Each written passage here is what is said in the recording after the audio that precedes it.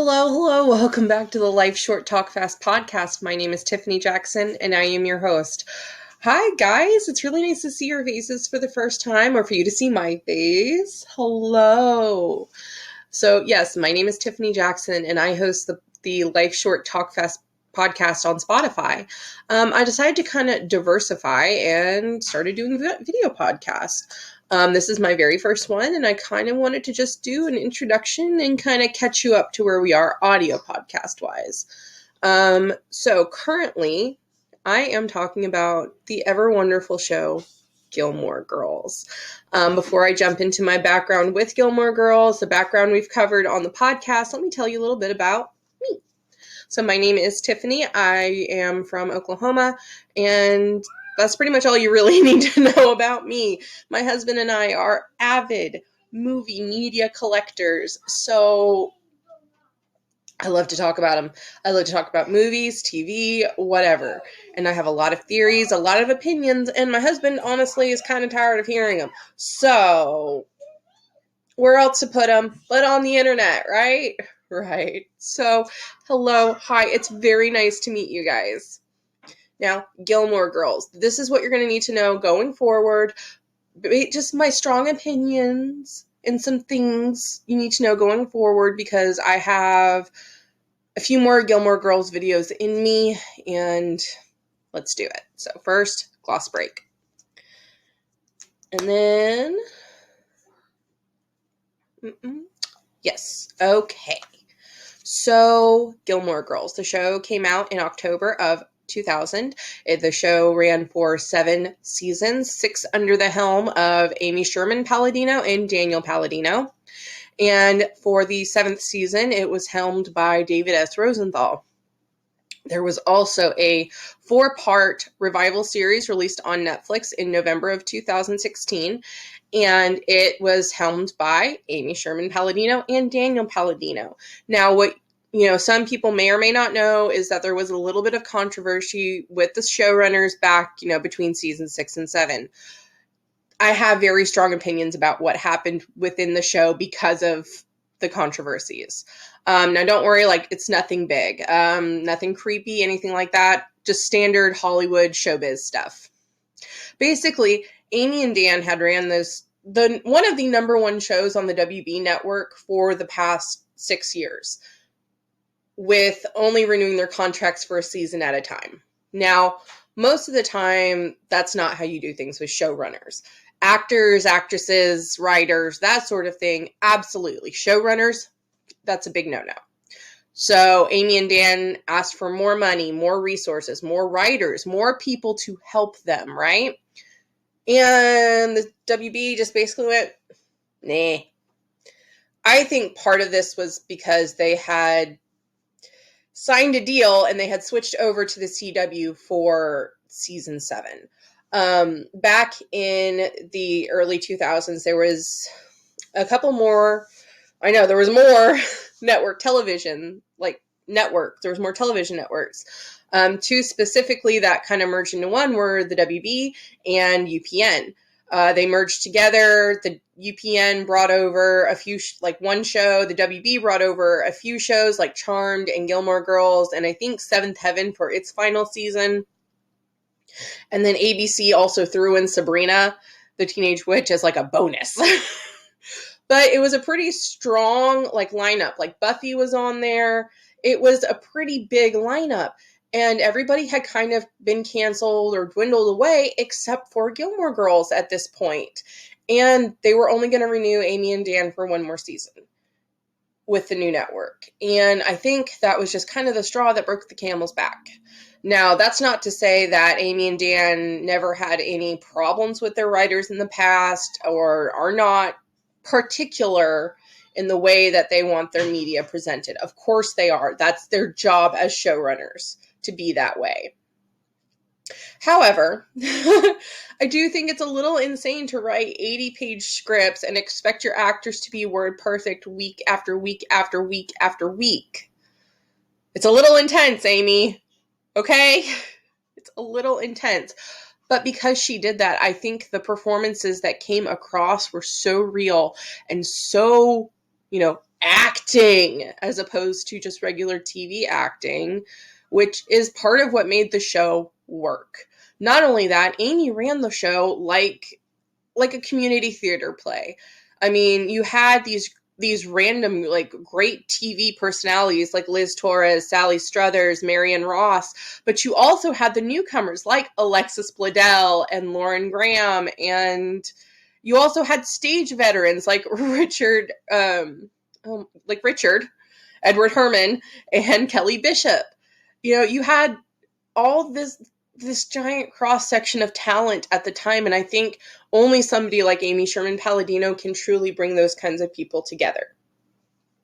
Now, for the revival, I'm not sure if it's because Amy was focusing more on the marvelous Mrs. Maisel, which did start like I think a pilot season after A Year in the Life. Like, if you go back and you listen to the Gilmore Guys podcast, they're actively talking about Maisel while talking about the revival. So she was doing both things at the same time or in a very similar time frame. Another thing with the revival, it happened fast.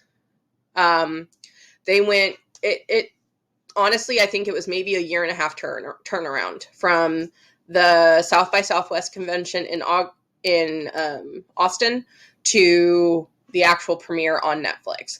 That was a very fast time, like turnaround time, and I truly don't think that they gave it the attention that it needed. I don't. They got a lot of stunt casting by bringing most of the cast back. They did stunt stuff with Sutton Foster in that damn musical. There are parts of the revival that are fantastic. Lorelai's whole story and grieving her father, it speaks to me on a whole different level, especially now that I've lost my own father.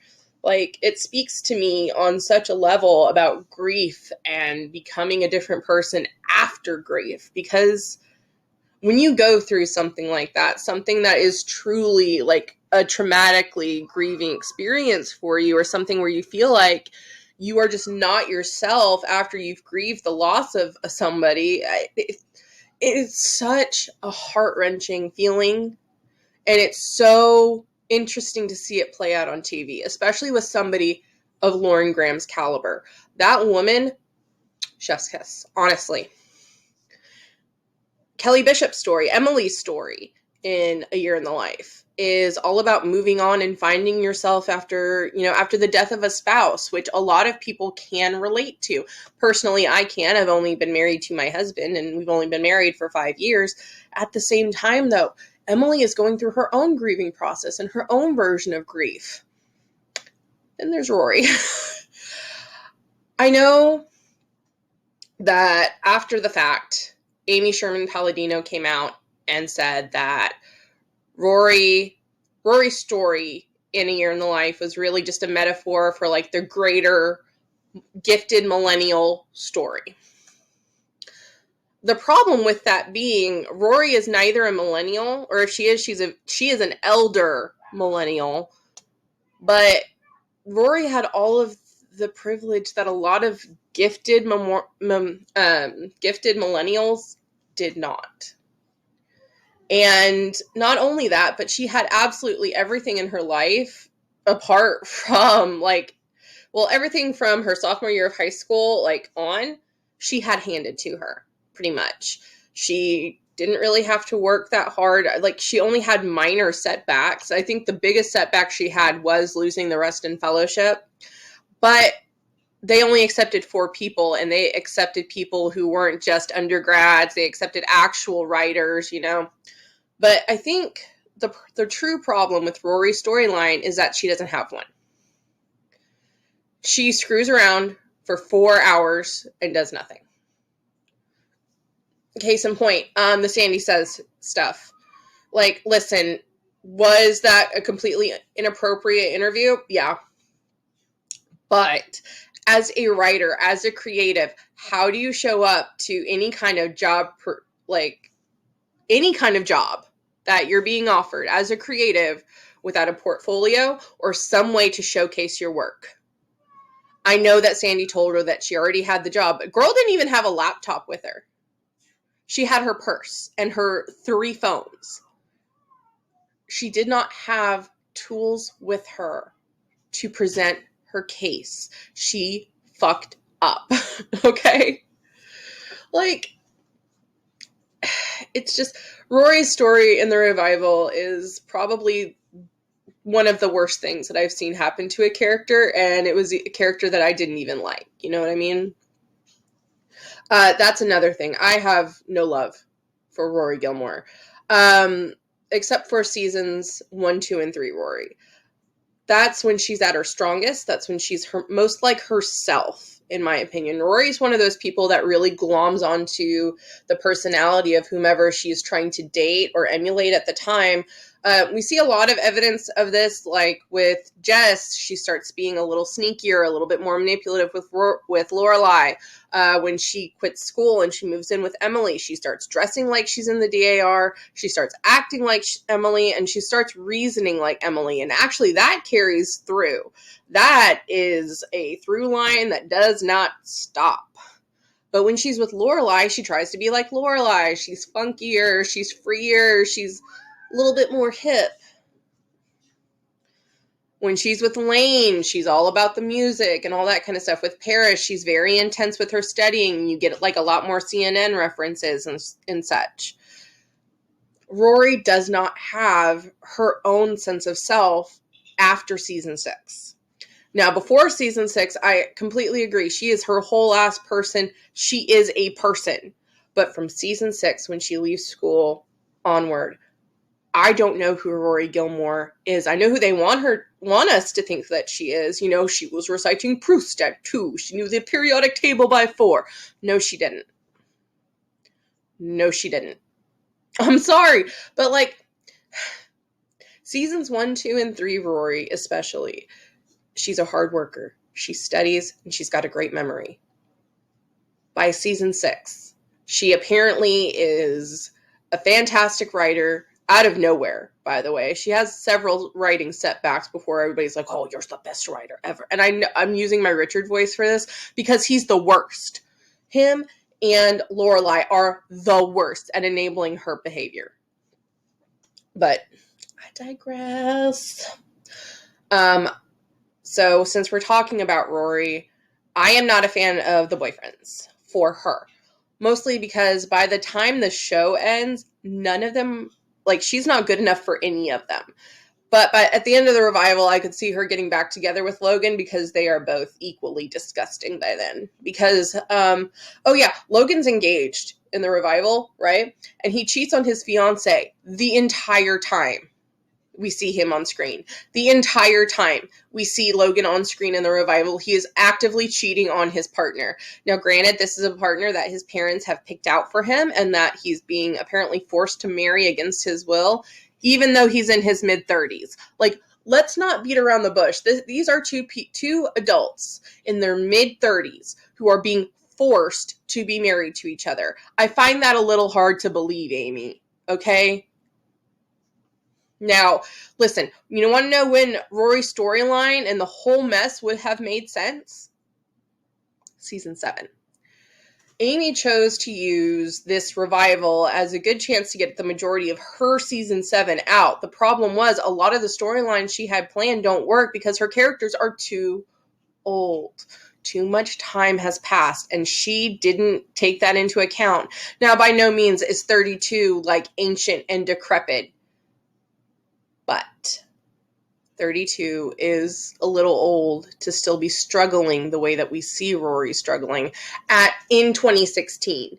Now, I will say this was pre-pandemic, okay? So this was pre a lot of really bad stuff happening, okay? So I'm going to give them that leeway and that pass that they could have written Rory as a better character and not had her be on the struggle bus for, 4 episodes, and then Jess comes along out of nowhere, big muscled Jess, and he's like, you should write a book.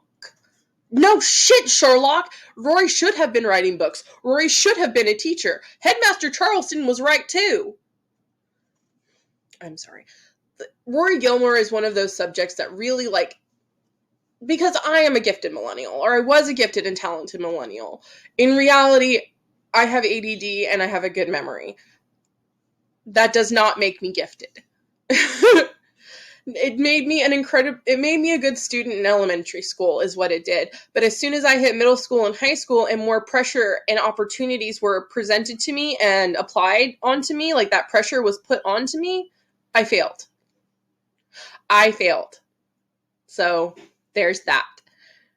Rory, however, didn't fail until Mitchum Huntsberger, who is a literal newspaper magnate, came up to her and said, "You don't got it, kid." And then in 6 months from that moment of failure, she's back at it again. She is back at the Yale Daily News and becomes editor. Now, I don't believe that she deserves to be editor at this point, but anybody would have been better than Paris at that point.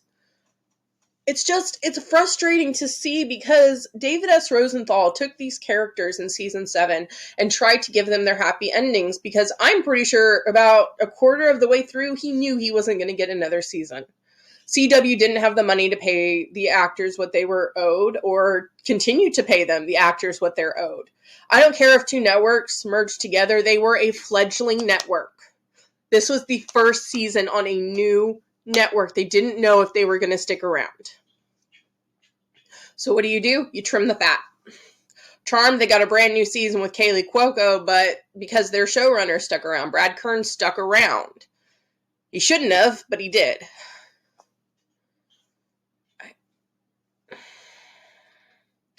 I just think that a large chunk of the revival, a third of the revival, if you will, was a huge disservice to fans. And it's not fair to explain it away with gifted and talented millennial. But anyway, I kind of wanted to give you guys like an overview of like my opinions on Gilmore Girls, my feelings on things. So I guess I should talk a little bit about Lorelai and the rest of my opinions, and not just, my Rory hate, because I legitimately love this show. I watch it through once a year, including the revival, and then it's usually, time to watch the Great British Bake Off by then. There's usually a new season of Bake Off by then. But Lorelai is such an interesting character to study because she is so incredibly selfish. She is one of the most selfish people and self-serving people I have ever seen in my life. The thing is, the self-serving and the selfishness that Lorelai displays is her strength. She uses that selfishness and the selfishness and the self-serving to serve her town, because she wants to be part of the town. She wants to be part of the community, so she is. She wants to do these things, so she does. Lorelai does not ever do anything that she doesn't want to. And when she does, it's because she's been browbeaten by a man. I am obviously team Luke. Luke is endgame for Lorelai. Christopher, I shouldn't even be entertained. Max Medina, absolutely not. Christopher, absolutely not. I said Christopher, but Jason. This is like my most controversial Gilmore Girls opinion, I think, other than Jess should have dated Paris. I am sticking by that one, by the way. Jess and Paris should have been together. I'm sorry, but that one little episode where like Paris is hanging out and eating fast food at Rory's because, she just had sex with, no, it wasn't because she had just had sex with Jamie, but she was hanging out. Yeah. Her and Jess could have, but I also think her and Marty kind of could have, just a little. But her and Doyle, Paris and Doyle are endgame with them too. Like, they're one of the best couples on this show. The 2 best couples on this show are Richard and Emily, because goals. Honest, even with the separation, they are goals. They are always behind each other. They're always willing to manipulate with each other. So yay them, but also because they are really a lovely couple who actually love each other for the most part. But yeah, Jason Stiles is actually a good fit for Lorelai. I think if Lorelai had gone the Mike Armstrong route, stick with me, okay? So in season 6, Lorelai starts being courted by this company that buys up hotels, and they're kind of like they make them into boutique hotels, and they keep on, the same staff, the same owners, but now they have the backing of a larger corporation. This was happening quite a bit at this time with inns and other small businesses. This is when it started happening in 2007 or 2006. And so she's being courted by this man named Mike Armstrong. And he throws her a party, gets her interviews in magazines, all kinds of stuff for the Dragonfly. And he wants her to be like a traveling consultant for him, much like what her father was doing in the insurance business, but she'd be doing it for these boutique inns and hotels. And personally, I think Lorelai would have been fabulous at that. I don't know if she necessarily would have been happy. She does like having her home and her things, but using a real life example, my mom used to travel quite a bit for work once my sister and I graduated high school, and even a little bit before my sister graduated high school, but after I had left the house. She had a good time, honestly. She had a good time traveling, and then, she got to be home for a little bit. And I think Lorelai would have thrived in that type of situation, especially if she had been with Jason. But she's not. So, but I think Jason would have pushed her to take the Mike Armstrong opportunity, and he would have absolutely told her to go pursue that. We'll travel together. We'll do things together. Luke is such a homebody that he wouldn't have been okay with the traveling, which is fine. That is a perfectly fine opinion to have. And does it ultimately make Lorelai happier? I don't truly know. Because I think there is such a barrier in Luke and Lorelai's relationship after April is introduced that we don't truly get back to like magical Luke and Lorelai again until the end of the revival when they're getting married. We don't get, even when we see them in the revival, they bicker at each other, they pick at each other. There's like no love there almost. I mean, it's there, but it's buried way down deep. Okay, somehow like this very short introduction has turned into a 23-minute long video. Well, anyway. So yeah, I'm going to be continuing on, from here with a talk on season 5. The way that I do my talks on the seasons, what I do is I take there are 22 episodes in every season minus season 1. So for whatever season I'm talking about, it is the first 11 episodes is part 1. The second half is part 2. I have released a season 5 part 1 on my Spotify, and I'll be continuing here with season 5 part 2. Hopefully very soon, hopefully, within a couple of days or next week. Anyway, I will see y'all next time. And if anybody has any suggestions on what kind of shows and stuff that I want to do in the future, leave them down below. Like, I definitely am going to talk about Gravity Falls in the future. I'm going to be talking about Pretty Little Liars in the future, especially my A theory. It's not a new one, okay? It's not a very groundbreaking theory, but I want to get it out there. So, anyway, it was very nice to see y'all, like, face-to-face for the first time. And I will see y'all later. Bye.